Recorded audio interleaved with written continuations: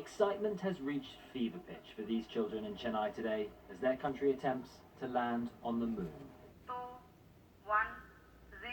The Chandrayaan-3 blasted off last month and hopes to land an unmanned craft on the lunar surface. Liftoff normal. If successful, India will join the US, Russia and China as the only countries to do so. It's important for global information as well. India will be the fourth country to land on the moon, but also the very first one to land on the South Pole. So national pride as well as inspiration for future generations is also very important. One of the Chandrayaan's cameras has been scanning the surface for landing sites.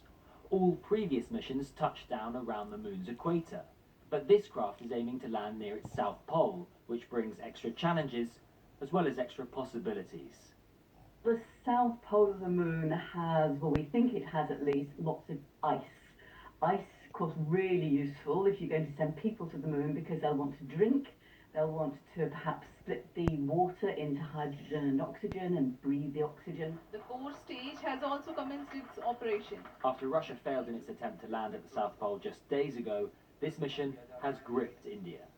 Prayers for success are being said across the country's religions.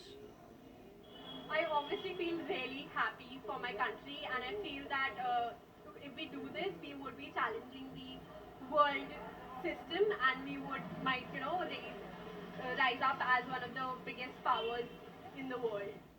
In the next few minutes, the lander will make its treacherous descent to the moon's uneven and cratered surface.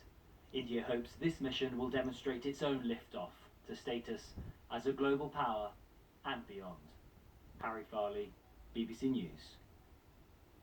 Let's get more on this with our correspondent Samira Hussain, who's in Bengaluru. And Samira, I think the descent is just beginning.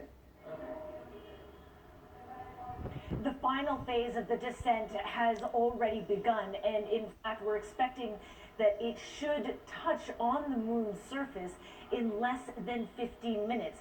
You can see those pictures of mission control. You can imagine that the scientists there are very nervous. But here, where I'm watching, there's a lot of excitement.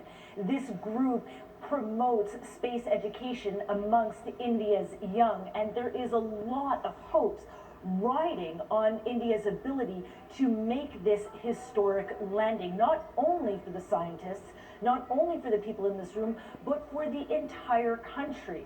If India is in fact successful, it would mean an enormous success for India's space agency, its robust space plans and its space missions. But of course, it really puts India on the map when it comes to the global space race. To achieve something that no other country has been able to achieve would be an incredible feat. And to be able to achieve a soft landing would be something that only 3 other nations in the world have been able to accomplish. All right, Samira, thank you. And we'll see what happens in the next few minutes. You can see live coverage of the land.